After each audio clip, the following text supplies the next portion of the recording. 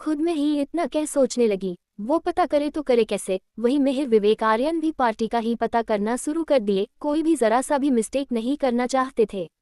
दोनों का नाश्ता करने हो चुका था, दोनों उठ वहां से चले गए। वही दोनों के जाने के बाद खुद के लिए भी नाश्ता ले अपने कमरे में जा बैठ पंछी खाते हुए अपना छोटा दिमाग मिहिर विवेक आर्यन तीनों के साथ दौड़ाने लगी। ऐसे ही वक्त बीतने लगा, शाम का वक्त होने को था। पंछी, मिहिर, आर्यन, विवेक चारों भी इसी ख्याल में थे।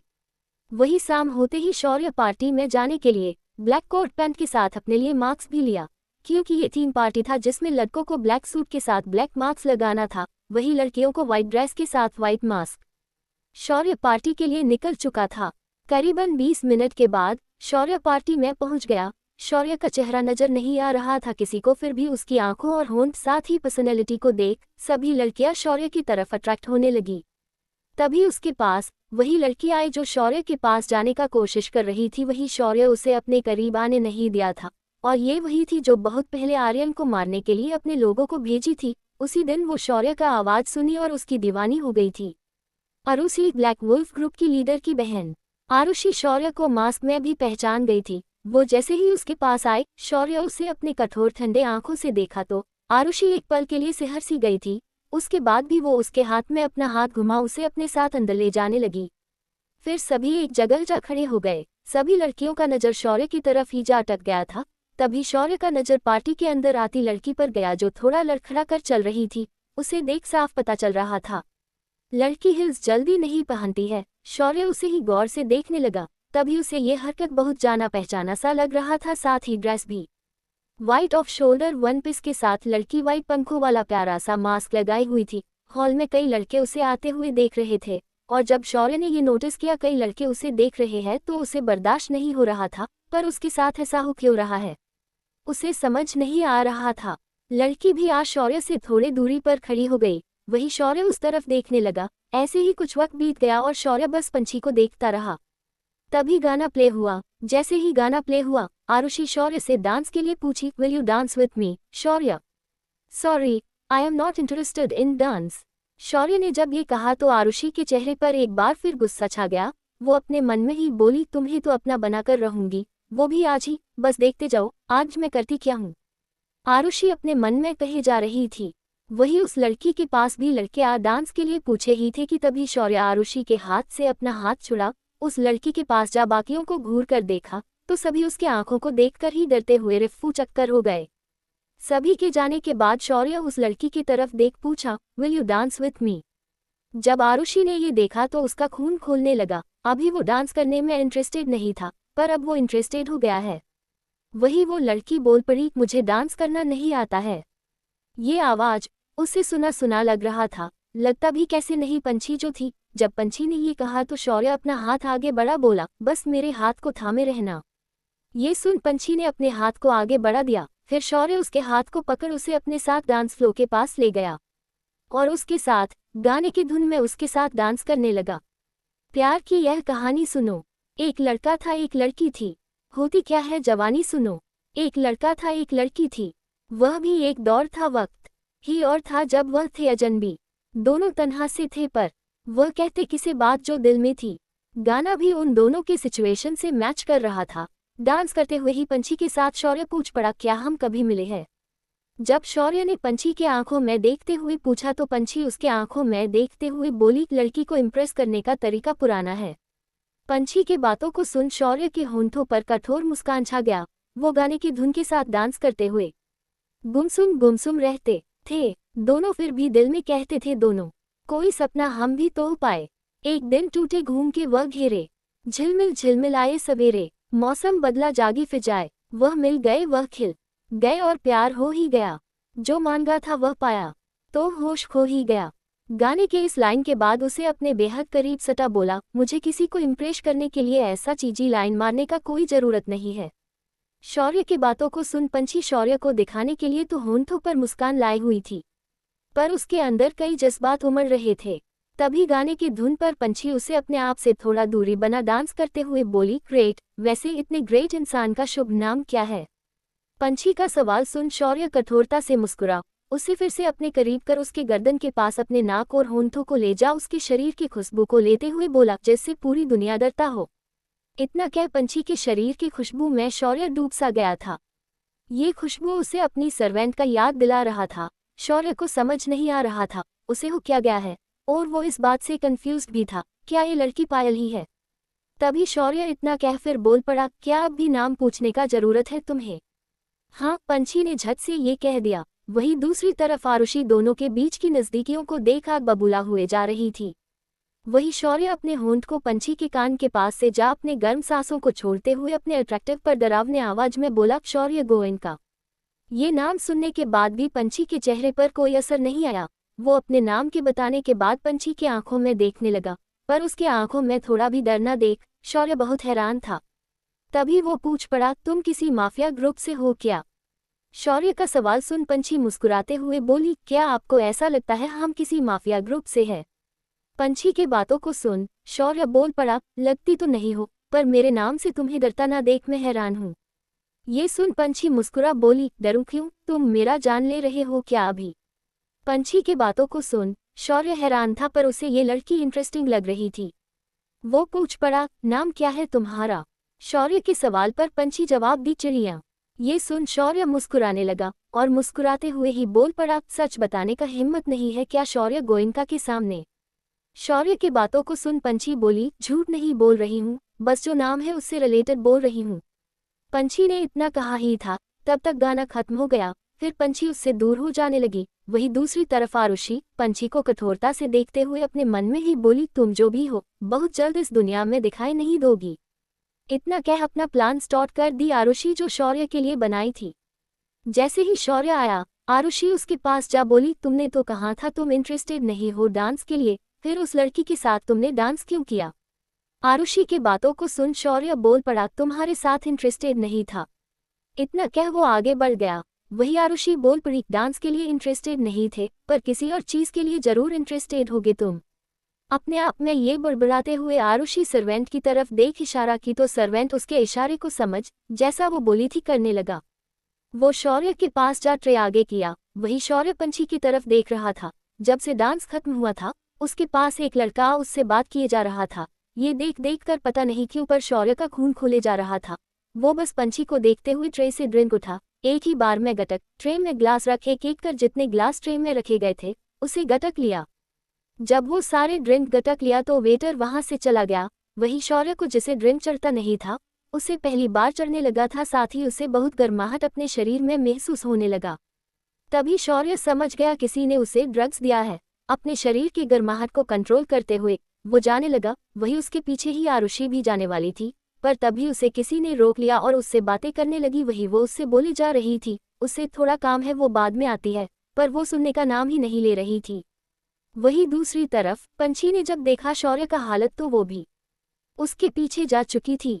वही आरुषि जब उस लड़की से फ्री हुई तो अपने चारों तरफ देखी, शौर्य उसे कहीं भी नजर नहीं आया तो वो उसे ढूंढने चली गई। वही शौर्य अपने शरीर का गर्मी बिल्कुल भी बर्दाश्त नहीं कर पा रहा था। तभी पंछी उसके पास जा पूछी, क्या हुआ शौर्य? ये सवाल पंछी की ही थी कि तभी शौर्य उसके हाथ को पकड़ उसे दीवार से सटा, उसके होंठों पर अपने होंठ मिला, उसे चूमने लगा। शौर्य का चूमना बहुत पैशनेट था। पंछी उसे दूर करने का कोशिश किए जा रही थी, पर फिर भी उसे खुद से दूर नहीं कर पा रही थी।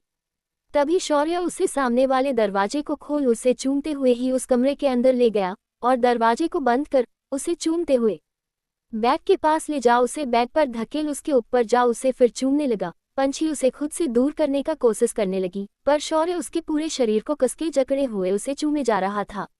शौर्य जैसे उसके साथ कर रहा था, पंछी को बहुत अनकंफर्टेबल फील हो रहा था। साथ ही पंछी को समझ नहीं आ रहा था आखिर शौर्य के साथ हुआ क्या है। वो उसके होंठों को चूमते हुए ही उसके आंखों से मास्क हटा दिया, फिर उसे चूमना बंद कर उसके चेहरे को देखने लगा। उसके चेहरे को देखते हुए ही शौर्य बोल पड़ा, तुम्हें मैं जानता हूँ। इतना कह उसे बस देखे जा रहा था, साथ ही उसके शरीर का गर्मी उससे बर्दाश्त नहीं हो रहा था। तो ये सोचना बंद कर वो उसके शरीर को फिर चूमने को हुआ तो पंछी उसे बोल पड़ी, शौर्य क्या कर रहे हो? मैं हूँ पंछी, याद करो। पंछी के बातों को सुनने के बाद भी शौर्य उसके सभी बातों को इग्नोर कर उसे चूमते हुए अपने शरीर का कपड़ा निकालने लगा। वही दूसरी तरफ आरुषि उसे हर जगह ढूंढे जा रही थी, पर उसे शौर्य कहीं नहीं मिल रहा था। वही दूसरी तरफ शौर्य अपने शरीर के पूरे कपड़े को खोल उसके शरीर से भी सारे कपड़े निकालने लगा। पंछी उसे रोकना चाहती थी, पर शौर्य के शरीर का गर्मी इस कदर बढ़ गया था कि वो खुद को रोक नहीं पा रहा था। वो जबरदस्ती उसके शरीर के सारे कपड़े को खोल उसके पूरे शरीर को चूमने लगा, उसके पूरे शरीर को चूमते हुए अपने चूमने का निशानी दिए जा रहा थी। वही पंछी जब उसे खुद से दूर करने का कोशिश कर कर के थक गई तो वो बस शांत हो गई और उसके आंखों में आंसू भर गया। उसके आंसू को देखने के बाद शौर्य अपने हाथ को आगे बढ़ा, उसके आंखों से बहते आंसू को प्यार से पोंछा, पर वो आज उसके आंसू को देखने के बाद भी अपने बढ़ते शरीर की गर्मी को शांत नहीं कर पा रहा था, इसलिए वो वापस उसके पूरे शरीर को चूमने लगा। वो उसके शरीर को पूरा चूमते हुए उसके शरीर में जैसे ही प्रवेश करने को हुआ, पंछी के आंखों से आंसू बहने लगा और वो बस उसे दर्द के कारण उसे खुद से दूर करने का कोशिश करने लगी। पर शौर्य को तो आज अलग ही खुमार चढ़ा था।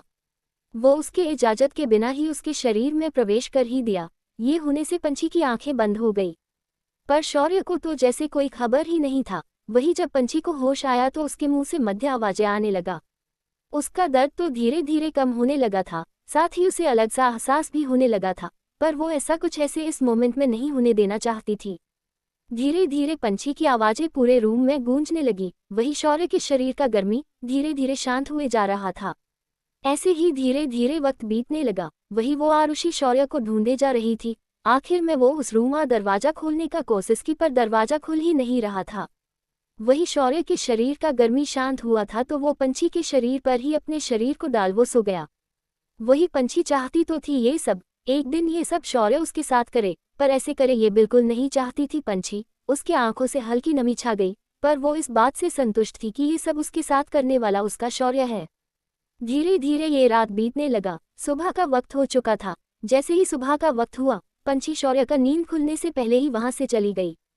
कुछ वक्त के बाद जब शौर्य का नींद खुला तो उसे रात का कुछ ठीक से याद नहीं आ रहा था, पर इतना याद था कोई तो लड़की थी उसके साथ जिसके साथ वो इंटीमेट हुआ है वो याद करने लगा था।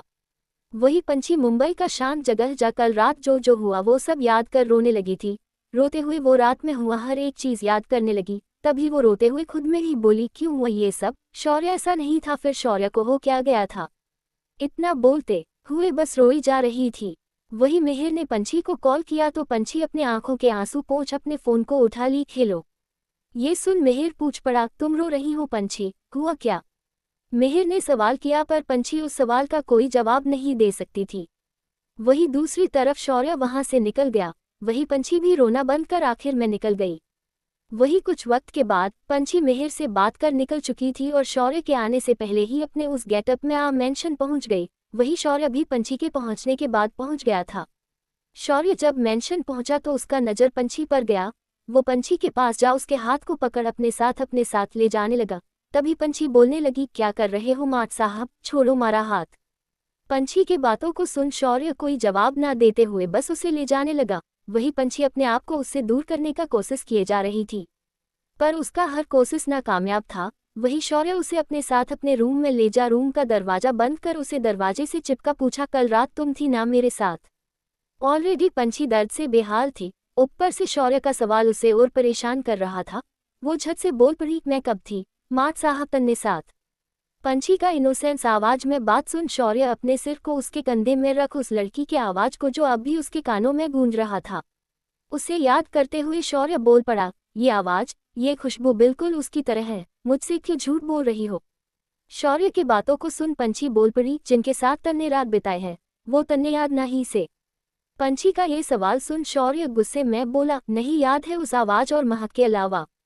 इतना कह पंछी का घूंघट उठा, उसके चेहरे को देख ही लिया शौर्य। ये इतने जल्दी में हुआ कि पंछी उसे रोक ही नहीं पाए। पंछी के चेहरे को देखते ही शौर्य उसके चेहरे पर अपने हाथ को प्यार से फेरते हुए उसके पूरे चेहरे को गौर से देख उसके आंखों में देखते हुए बोला, मैं तुम्हें देखा था, सच बोलो कल रात तुम मेरे साथ थी ना?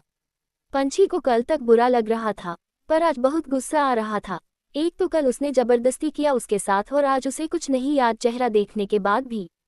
पंछी शौर्य के पैर पर कसके लात मार उसे खुद से दूर धकेली, पर साथ ही उसका पैर भी लड़खड़ा गया जिस चक्कर में वो गिरने वाली थी, और शौर्य उसे बचाने के चक्कर में खुद को संभालते हुए उसके साथ ही जमीन पर जा गिरा और दोनों ही एक दूसरे की आंखों में देखने लगे। साथ ही पंछी के कानों से ब्लूटूथ गिर चुका था और ब्लूटूथ डिस्कनेक्ट भी हो चुका था। जैसे ही डिस्कनेक्ट हुआ कॉल, मिहिर विवेक दोनों परेशान हो चुके थे। वैसे भी सुबह सुबह वो रो रही थी, कल रात ब्लूटूथ नहीं इस्तेमाल की थी जिसके कारण मिहिर को कुछ पता नहीं था हुआ क्या है। वही शौर्य पंछी एक दूसरे के बाहों में खोवे थे। तभी शौर्य उसके आंखों में देखते हुए उसके होंठों के करीब जा चूमते हुए बोला, वो तुम थी। पंछी कोई जवाब नहीं दे रही थी। तभी शौर्य उसे जमीन पर पलट दिया। शौर्य का नजर ब्लूटूथ पर चला गया था, पर उसने ऐसा शो किया जैसे उसने देखा ही नहीं था। वो उसके होंठों के करीब जा अपने गर्म सांसों को छोड़ते हुए बोला, मुझे नहीं पता तुम सच हो या झूठ हो, मुझे बस यही पता है कल तुम मेरे साथ थी और अब तुम्हें जिंदगी भर मेरे साथ रहना होगा। इतना कह उसके होंठों पर अपने होंठ मिला उसे चूमने लगा। उसके होंठों को चूमने के बाद उसे किसी से किया कोई प्रॉमिस याद आ रहा था तो शौर्य झट से उससे दूर हो परेशान हो बैठ गया। फिर गुस्से में खड़ा हो रूम से जाने लगा। तभी पंछी अपने ब्लूटूथ को ढूंढ फिर से कनेक्ट कर अपने कान में लगा ली। जैसे ही पंछी खांसी और मिहिर को पंछी का आवाज आया तो मिहिर बोल पड़ा, पंछी मैं और रिस्क नहीं ले सकता हूँ, बॉस की बातों से समझ आ रहा है, उन्हें ये पता चल गया है कुछ तो गड़बड़ है। पंछी ये सुन बोल पड़ी, पता चलने दीजिए। जब पंछी ने ये कहा तो मिहिर बोल पड़ा, कर क्या रही हो पंछी, बोलो मत। पंछी आगे कुछ न कह खड़ी हो अपने चेहरे को ढक रूम से बाहर निकल गई और शौर्य को हर जगह देखने लगी, हर रूम में जा देख रही थी। तभी वो वही रूम पहुंची जहां राजनाथ गोयनका उस दिन फोन पर बात कर रहा था, साथ ही आज ये दरवाजा भी खुला था। वो झट से उस दरवाजे के अंदर चली गई और सोची शौर्य शायद यही हो, पर वो अंदर जा पूरा देखी शौर्य यहाँ भी नहीं था। तभी कुछ न खाने पीने की वजह से अचानक से उसके आंखों के सामने अंधेरा छा गया और उसका पैर लड़खा गया, जिस कारण उसका हाथ बुक सेल्फ पर गया। तभी वो सेल्फ घूम गया और वो उस तरफ जा गिरी। तभी पंछी के आंखों के सामने आया, अंधेरा दूर हो गया और वो अपने होश में आ वो खड़ी हो अंधेरे रूम को देख वो आगे बढ़ने लगी। तभी वो आगे बढ़ते हुए जब जा रही थी तभी अंदर कुछ लोगों का बात करने का आवाज आया तो पंछी झट से छिप गई और दोनों का बात सुनते हुए देखने का कोशिश करने लगी। तभी उसे एक छोटा सा सीसी राजनाथ के हाथ में दिखा और उसके बातों को सुन पंछी हैरान हो गई। तभी राजनाथ उसे बॉक्स के अंदर वापस रख वो लोग इस रूम से बाहर जाने लगे। वही पंछी दीवार से पूरा चिपक अपने आप को राजनाथ और उसके साथ मौजूद लोगों के नजरों से खुद को छिपाने लगी। वही दूसरी तरफ शौर्य मेंशन से थोड़े दूरी पर बने बड़े से डार्क रूम के अंदर किंग चेयर पर बैठा सोचे जा रहा था। सोचते हुए ही उसने खुद में ही कहा, मेरे साथ रात बिताने वाली तुम ही हो, और तुम यहाँ आई क्यों हो, किसने तुम्हें भेजा और क्यों भेजा है? क्या तुम मेरी दुश्मन हो? पर क्यों लगता है मेरा तुमसे बहुत गहरा रिश्ता है। जो भी हो तुम, जिस भी मकसद के लिए आए हो, अब मैं तुम्हें सिर्फ अपना बनाकर रहूंगा। इतना कह वो सिगरेट निकाल उसे जला सिगरेट की कस लेने लगा। फिर सामने लगी स्क्रीन को ऑन कर जब स्क्रीन पर वो मेंशन के हर कोने को देखा पर उसे पंछी कहीं नजर नहीं आई। ये देख वो अपने ब्लूटूथ को कान में लगा आवाज सुनने का कोशिश किया पर उसे कोई आवाज भी सुनाई नहीं दे रहा था उसका। दूसरी तरफ मिहिर भी बहुत परेशान हो चुका था, उसे समझ नहीं आ रहा था वो अब पंछी का कैसे पता लगाए। इतना कह वो विवेक के साथ निकल गया। वही आर्यन भी लैपटॉप पर बैठ राजनाथ के सिस्टम को हैक करने का कोशिश कर रहा था। वही कॉलेज में ऐना का अकेले दिल बिल्कुल नहीं लग रहा था। वो कैंटीन में बैठी थी तभी प्रीता भी आ गई। ऐना ने उसे मैसेज कर बुला लिया था। दोनों कैंटीन में बैठ पंछी की बातें करने लगी। आखिर अचानक से हुआ क्या है और शौर्य पंछी दोनों ही कैसे गायब हो सकते हैं? जरूर कुछ तो गड़बड़ है। तभी ऐना बोल पड़ी, आर्यन को कॉल कर पता करे। आर्यन ने बात निकलवाना मुश्किल था पर ऐना ने सोचा ट्राई करने में क्या जाता है। प्रीता ने भी हामी भर दिया तो ऐना आर्यन को कॉल लगा दी। आर्यन बिना फोन देखे कॉल उठा, बोला खेलो। आर्यन के आवाज से ही लग रहा था वो किसी काम में बिजी है, पर फिर भी ऐना पूछ पड़ी, आर्यन पंछी मानव सर दोनों कहाँ हैं?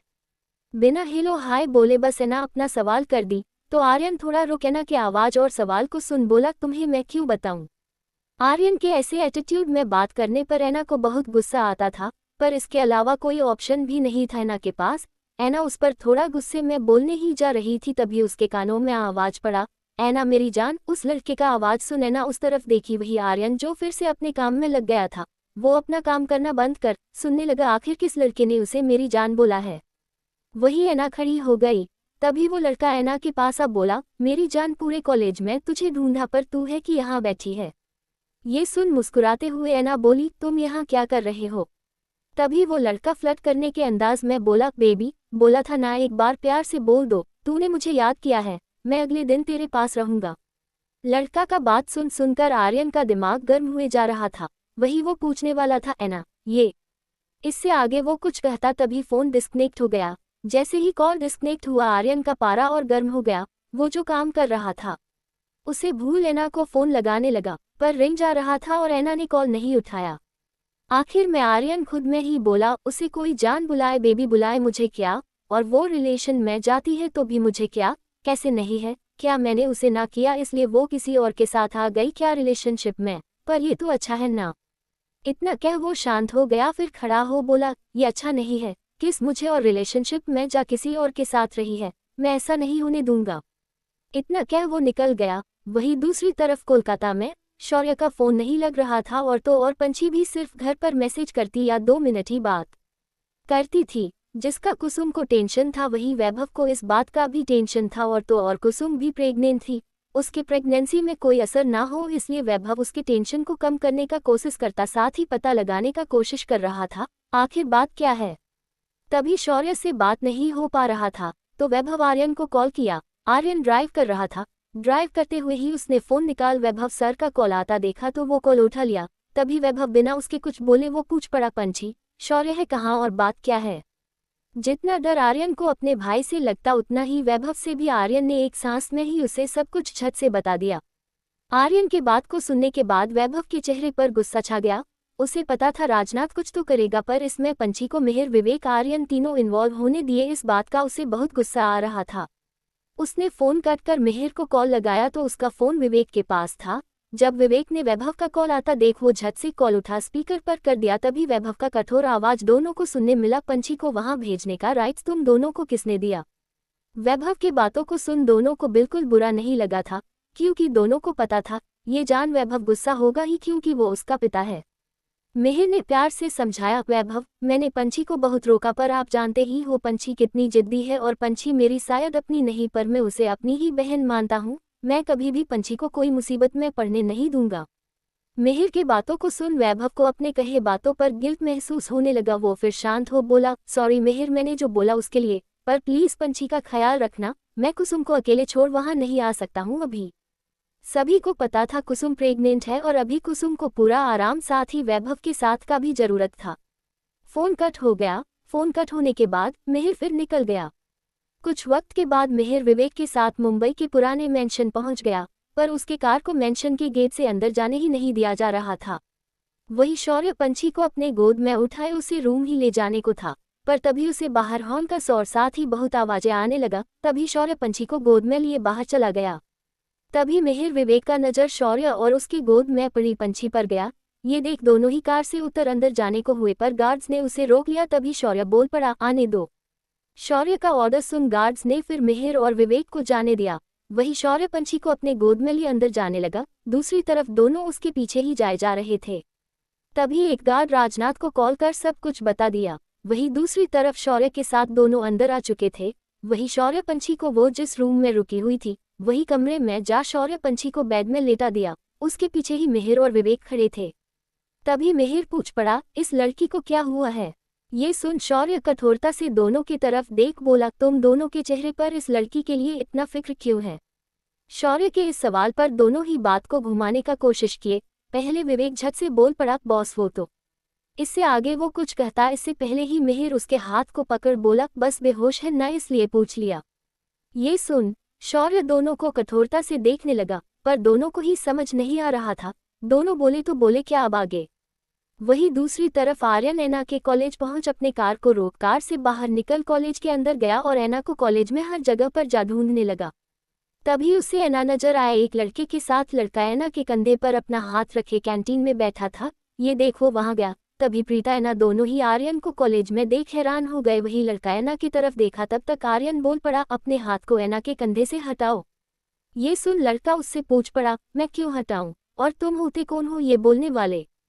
वो आगे तो बोलता ऐना के दिमाग का बत्ती जल गया। वो झट से बोल पड़ी, जान ये मेरी दोस्त का फ्यूचर देवर है।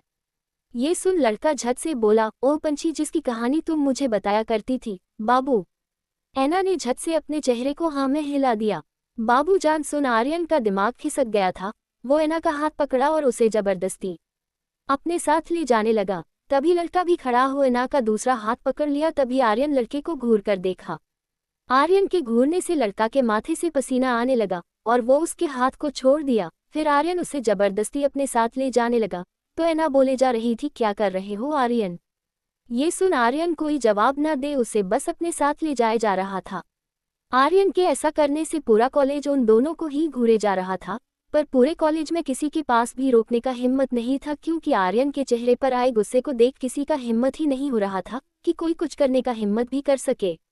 वही आर्यन एना को अपने साथ अपने कार के पास ला कार का दरवाजा खोल उसे अंदर धकेल कार का दरवाजा लॉक कर खुद ड्राइविंग सीट पर जा बैठ कार स्टार्ट कर दिया। तभी एना गुस्से में उसे देख चिल्लाते हुए बोली, क्या कर रहे हो आर्यन? एना के सवाल पर आर्यन बोल पड़ा, उस दिन क्या कहा था तुमने? तुम मुझसे प्यार करती हो और आज बाबू सोना जानो किसी और के साथ कर रही हो। आर्यन के चेहरे पर एना को साफ जलन नजर आ रहा था। वो झट से पूछ पड़ी, तुम्हें जलन हो रहा है? एना के इस सवाल पर आर्यन अपने कार को साइड में रोक उसके तरफ कठोरता से देखा। एक पल के लिए उसकी नज़र से तो एना डर ही गई थी, पर तभी आर्यन उसके करीब जा उसके चेहरे पर अपने उंगलियों को रख बोला, नहीं, आर्यन को किसी से भी जलन नहीं होता है। ये सुन एना आर्यन की आंखों में देखने लगी। बस एना के बड़े बड़े आंखों में आर्यन भी डूबता जा रहा था। तभी आर्यन उसके आंखों में डूबते हुए उसके होंठों पर अपने होंठ रखने को ही था। तभी एना अपने हथेली को अपने होंठों पर रख दी तो आर्यन का होंठ उसके हथेली पर रखा गया। आर्यन ये देख अपने आप उससे दूर कर उसके आंखों में कठोरता से देखा। तभी एना अपने हाथ को नीचे कर बोली, प्यार नहीं तो किस नहीं? एना की बातों को सुन आर्यन उसके हाथ को पकड़ उसके होंठों के करीब जा बोला, एक बार प्यार करके देख चुका हूँ, मुझे प्यार में बस दर्द मिला है। इतना कह उसके होंठों को चूमने लगा। वही एना आर्यन की बातों को सुन कुछ सोच या कह पाती, आर्यन के ऐसे चूमने से उसका चेहरा ब्लैंक हो गया। वही दूसरी तरफ राजनाथ मेंशन आ चुका था। वही शौर्य दोनों को कठोरता से देखे जा रहा था। फिर वो अपने कोल्ड आवाज में पूछा, क्यों आए हो यहाँ? अब सच तो दोनों बता नहीं सकते थे और झूठ क्या बोले उन दोनों को ही समझ नहीं आ रहा था। दोनों ही इस बात को सोच रहे थे। तभी मिहिर बोलने ही वाला था कुछ, तब तक शौर्य अपने गन को निकाल मिहिर की तरफ पॉइंट कर बोला, बहुत बड़ी गलती किए हो यहाँ आकर। ये देख विवेक घबरा चुका था। वो झट से बोल पड़ा, बॉस ऐसा मत करिए, वो हम लोग। वो कुछ बोलता मिहिर ने विवेक का हाथ पकड़ लिया। विवेक को पता था मिहिर का ऐसे करने का मतलब है वो शांत रहे। वही राजनाथ दीवार के पीछे ही खड़ा हो सुनने लगा, अंदर हो क्या रहा है। तभी शौर्य अपने गन को नीचे कर बोला, तुम दोनों शौर्य गोयनका का कुछ बिगाड़ नहीं सकते हो और शौर्य गोयनका तुम जैसे लोगों पर अपना टाइम वेस्ट नहीं करता। इतना कह शौर्य गन को पीछे रखते हुए अपने कोड डरावने आवाज में बोला, गेट आउट, दोबारा मुझे तुम दोनों का चेहरा दिखना नहीं चाहिए यहाँ, नहीं तो शौर्य गोयनका दोबारा चांस नहीं देगा। ये सुन मिहिर विवेक का हाथ पकड़ अपने साथ ले जाने लगा। वही विवेक पंछी को खतरे में अकेले छोड़ जाना नहीं चाहता था। मिहिर शौर्य को अपने साथ बाहर लेकर आकार का दरवाजा खोल दिया तो विवेक मिहिर को मासूमियत से देखने लगा। तभी मिहिर उसके सिर पर अपना हाथ रख बोला, पंछी को अपनी बहन माना है विवेक, उसे मैं कभी कुछ नहीं होने दूंगा, मुझ पर भरोसा रखो। विवेक को तो मिहिर पर बहुत भरोसा था। वो फिर कार के अंदर जा बैठ गया। उसके बैठने के बाद मिहिर कार डोर लॉक कर वो भी ड्राइविंग सीट पर जा बैठ कार स्टार्ट कर दिया। वही दूसरी तरफ राजनाथ रूम के अंदर जा शौर्य से बोला, ये सब क्या है शौर्य? उन दोनों को अंदर क्यों आने दिए और अंदर आने भी दिए तो उन दोनों को मार क्यों नहीं दिए? राजनाथ का बात सुन गहरी सांस भरते हुए वो बोला, डॉक्टर को बुलाए, मेरी मेड बेहोश हो गई है।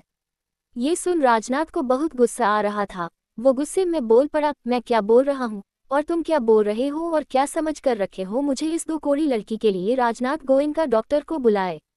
राजनाथ के बात को सुनने के बाद भी शौर्य के चेहरे का कोई रिएक्शन नहीं बदला। वो अपने कोल्ड आवाज में बोला, आप चाहते हो मैं आरुषि से शादी करूं? शौर्य का ये बात सुन राजनाथ के चेहरे पर जैसे मुस्कान छा गया। वो झट से बोल पड़ा, हाँ। ये सुन शौर्य पंछी के पास बैठ बोला, कर लूंगा, पर मुझे ये लड़की भी चाहिए अपने पास हमेशा और उसे कुछ भी हुआ तो मैं सब कुछ बर्बाद कर दूंगा। शौर्य का ये धमकी सुन राजनाथ अपना फोन निकाल डॉक्टर को कॉल कर दिया। डॉक्टर को कॉल कर बुलाने के बाद राजनाथ शौर्य की तरफ देख बोला, तुम आरुषि को अपनी वाइफ बनाते हो तो मुझे कोई प्रॉब्लम नहीं है, तुम किसी भी लड़की को अपने पास रखो, पर मुझे इस लड़की पर डाउट है। इतना कह राजनाथ पंछी का घूंघट हटाने के लिए उसके करीब अपना हाथ बढ़ा रहा था। तभी शौर्य राजनाथ का हाथ मजबूती से पकड़ लिया तो राजनाथ बोल पड़ा, ये क्या कर रहे हो शौर्य? ये सुन शौर्य पूछ पड़ा, आप क्या कर रहे हो? शौर्य के मजबूती से पकड़ने की वजह से राजनाथ को अपने हाथ में बहुत दर्द महसूस हो रहा था। वो दर्द से करहाते हुए बोला, बस मैं देखना चाहता हूँ ये लड़की है कौन, क्योंकि मुझे इस लड़की पर शक है। तभी शौर्य अपने दादाजी को कठोरता से देख बोला, दादाजी आपको पता है ना, शौर्य गोयनका की चीज को शौर्य गोयनका के अलावा कोई और देखने का हिम्मत भी करे तो शौर्य उसके साथ क्या करता है। इतना कह शौर्य राजनाथ का हाथ झटक दिया। वही राजनाथ के पास अब इतना हिम्मत नहीं बचा था कि वो अब आगे कुछ कर सके या बोल सके। वो गुस्से में वहां से बाहर जा अपने रूम के अंदर जा रूम का दरवाजा बंद कर किसी को कॉल कर बोल दिया, शौर्य को जल्दी डोज दो, मैं उसे अपने हाथ से जाता नहीं देख सकता हूँ। इतना कह वो कॉल कट कर अपने बेड पर जा बैठ शराब पीते हुए सोचने लगा। वही शौर्य पंछी के पास बैठ डॉक्टर के आने का इंतजार करने लगा। दूसरी तरफ आर्यन उसे किस कर उससे दूर हुआ तो एना उसे अपने नम आंखों से देख बोली, क्यों क्यों क्यों, जब प्यार नहीं, प्यार पर भरोसा नहीं तो क्यों किस किए। इतना कह उसके आंखों में जमा आंसू गाल पर लुढ़क गया। तभी आर्यन अपने अंगूठे से उसके बहते आंसू पोंछ बोला, तुम मुझे प्यार पर फिर भरोसा करना सिखाओ एना। आर्यन के बातों को सुन एना अपने बड़े बड़े हैरानी से भरे आंखों से देखने लगी। तभी आर्यन उसके आंखों पर अपने हाथ को रख बोला, ऐसे मत देखो, नहीं तो मुझे अपने पर कंट्रोल नहीं रहेगा। आर्यन के बातों को सुन एना कुछ न कह बस गहरी सांसें लेने लगी। तभी आर्यन ड्राइविंग सीट पर अच्छे से बैठ पूछा, कहाँ चलना है बताओ। आर्यन के बातों को सुन एना पूछ पड़ी, क्या तुम मुझे डेट पर ले जा रहे हो। एना के इस बात पर आर्यन कार स्टार्ट कर बोला, कहीं चलना है या कॉलेज छोड़ दूं। एना को पता था आर्यन का कोई रुट जवाब ही उसे आएगा तो वो झट से बोल पड़ी, पार्क चले। ये सुन आर्यन सड़ा सा मुंह बना बोला, नहीं कहीं और। ये सुन एना कुछ देर तक सोच बोली, मूवी। इसमें आर्यन को कोई प्रॉब्लम नहीं था। वो हॉल की तरफ अपनी कार को ले जाने लगा। वही दूसरी तरफ मेंशन में डॉक्टर आ चुका था। वो पंछी को चेक करने के बाद बोला, खाने पीने में ये ध्यान नहीं दे रही है इसलिए इसे चक्कर आ गया, मैंने इंजेक्शन दे दिया है, कुछ वक्त में इन्हें होश आ जाएगा। इतना कह डॉक्टर फिर कुछ मेडिसिन लिख शौर्य को दे चला गया। उसके जाने के बाद शौर्य दरवाजे को बंद कर पंछी के पास आ बैठ उसके घूंघट को उठा उसके चेहरे पर अपने हाथ को प्यार से फेरते हुए बोला, मैं सॉरी नहीं बोल सकता कल के लिए, क्योंकि तुम हो तो मेरी ही। इतना कह उसके होंठों के करीब जा उसके होंठों को प्यार से चूम लिया। फिर उससे दूर हो अपना फोन निकाल किसी को कॉल लगा दिया। दूसरी तरफ का शख्स कॉल उठा लिया। तभी शौर्य उसके कुछ बोलने से पहले ही बोल पड़ा, मुझसे शाम को मिलो। ये सुन शख्स बोलने ही जा रहा था कुछ, तभी शौर्य फिर अपने कठोर आवाज में बोला, ना सुनने का आदत शौर्य गोयनका को नहीं है। इतना कह उसने कॉल कट कर पंछी की तरफ देखते हुए खुद में ही बोला, चिड़िया तुम्हें पाने के लिए देखो मुझे किस डायन से शादी के लिए हाँ करना पड़ा है। इतना कह वो सोचने लगा, अब इस डायन से कैसे वो पीछा छुड़ाएं। वही आरुषि को जब ये बात पता चला शौर्य उससे शादी के लिए हाँ कर दिया है तो वो खुशी से फूले नहीं समा रही थी। उसने शौर्य को कॉल लगा दिया। तभी शौर्य जो पंछी को देखने में ही व्यस्त था, उसका फोन बजा तो वो अपने फोन को निकाल आरुषि का नाम देखा तो पंछी को देखते ही बोला, बहुत साल तक ये डायन जिंदा रहेगी। इतना कह कॉल उठा बोला, मैं बिजी हूँ। ये सुन आरुषि बोल पड़ी, बेबी हम दोनों शादी करने वाले हैं तो अपने बिजी लाइफ से थोड़ा टाइम अपनी फ्यूचर वाइफ को भी दो। लड़की के बातों को सुन शौर्य का दिमाग खराब हो रहा था। वो बोल पड़ा, मैं कल मिलता हूँ। शौर्य का ये बात सुन खुशी से वो बोल पड़ी, इंतजार रहेगा। ये सुन शौर्य आगे कुछ न कह फोन कट कर दिया। वही पंछी को होश आ गया था पर वो शौर्य का बात सुन रही थी, वो किससे क्या बात कर रहा है। तभी शौर्य फोन रख पंछी की तरफ देख उसके करीब जा अपने हाथ को उसके चेहरे पर रख उसके होंठों को अपने अंगूठे से सेडिक्टिवली फेरते हुए अपने सेडिक्टिव आवाज में ही बोला, ड्रामा क्वीन अपना ड्रामा बंद करो नहीं तो कल रात का चीज फिर हो सकता है हमारे बीच। ये सुन पंछी झट से अपने आंखों को खोली तो शौर्य मुस्कुराते हुए पूछा, मतलब कल रात तुम ही थी मेरे साथ। ये सुन पंछी अपने नजरों को इधर उधर देखने लगी। तभी शौर्य उसके चेहरे पर अपने हाथ के उंगलियों को उसके चेहरे पर रख अपने तरफ कर उसके आंखों में देखते हुए बोला, झूठ नहीं चिड़िया। जब शौर्य ने ये कहा तो पंछी रोने लगी। पंछी को रोता देख शौर्य घबराते हुए पूछा, चिड़िया तुम रो क्यों रही हो। तभी पंछी रोते हुए बोली, कैसे आप मेरे साथ ऐसा कर सकते हो। इतना कह वो रोने लगी तो शौर्य उसे अपने सीने से लगा बोला, सॉरी चिड़िया कल जो हुआ अनजाने में हुआ, मुझे किसी ने ड्रग्स दिया था। ये सुनने के बाद भी पंछी रोई जा रही थी। तभी शौर्य उसके बालों को प्यार से सहलाते हुए बोला, प्लीज चिड़िया रोवो मत, मैं वादा करता हूँ मैं दोबारा ऐसा नहीं करूँगा। ये सुन और रोते हुए ही पंछी बोली, मतलब अब तुम मुझे छोड़ चले जाओगे। इतना कह वो रोई जा रही थी तो शौर्य बोल पड़ा, नहीं नहीं मैंने ऐसा कब कहा, मैं तुम्हें अपने पास जिंदगी भर रखूंगा। ये सुन पंछी सुतकते हुए बोली, सच कह रहे हो। पंछी ने बड़े मासूमियत से कहा तो शौर्य के दिल का धड़कन बढ़ गया था।